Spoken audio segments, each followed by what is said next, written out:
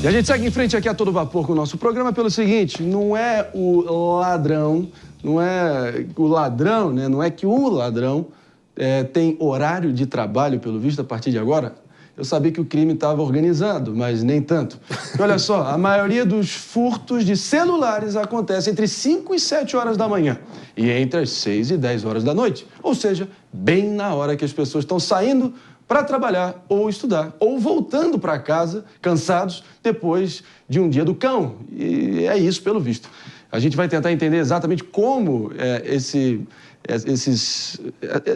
horários foram estabelecidos e a gente vai tentar entender agora, claro, com o nosso David Tasso. Pois é, tem os horários dos furtos, mas tem os horários dos roubos também, que normalmente é quando o fluxo de pessoas é menor na rua. O dos roubos é ao contrário um pouco.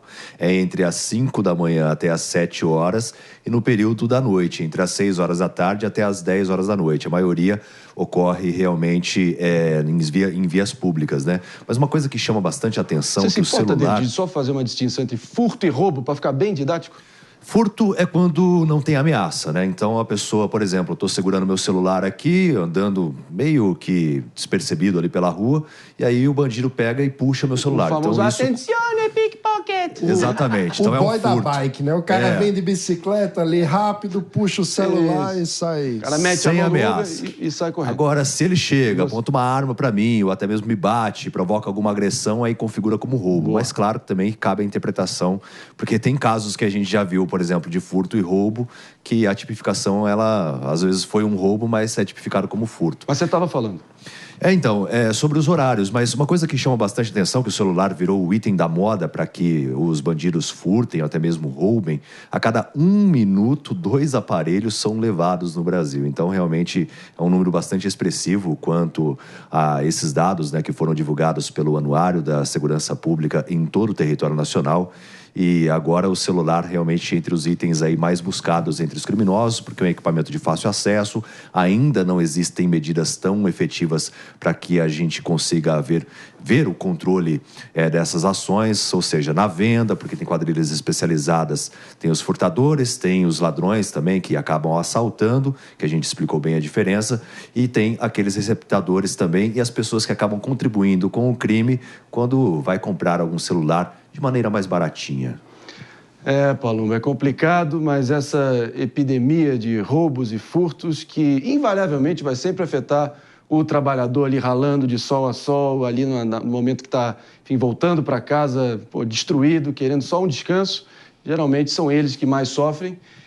E, naturalmente, a represália que existe na sociedade é o que o jornalismo chique geralmente chama de a extrema-direita ganhando poder e adesão, especialmente nas camadas mais populares. O que você acha? O número que o David passou aqui, eu tenho certeza absoluta que é muito maior, porque tem uma infinidade de vítimas que sequer vão fazer boletim de ocorrência porque não acredita que vai ter investigação, não acredita no patrulhamento, não acredita que o seu celular vai ser roubado. E aqui em São Paulo a gente tem um agravante, São Paulo, que eu digo o Estado.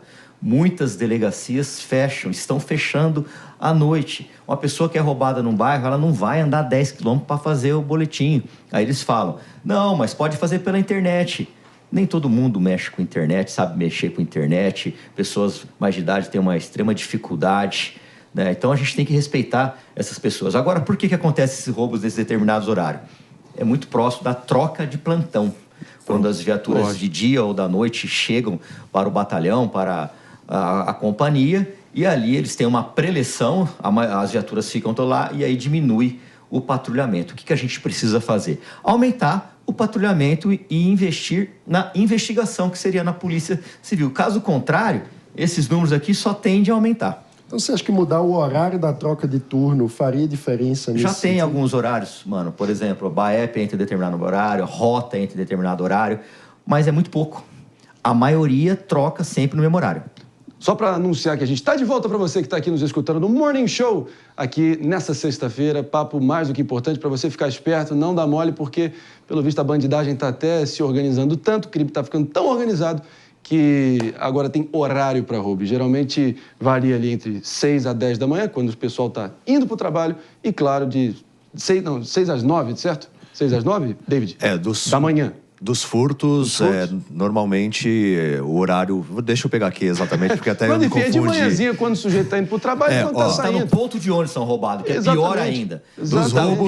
Dos roubos entre 5 às 7 horas da manhã e no período da tarde entre as 6 até as 10 horas da noite. Isso. Já quanto aos furtos, aí são nos horários que tem maior circulação de pessoas. Entre as 10 às 11 da manhã, os furtos são realizados e entre as 3 até as 8 horas da noite.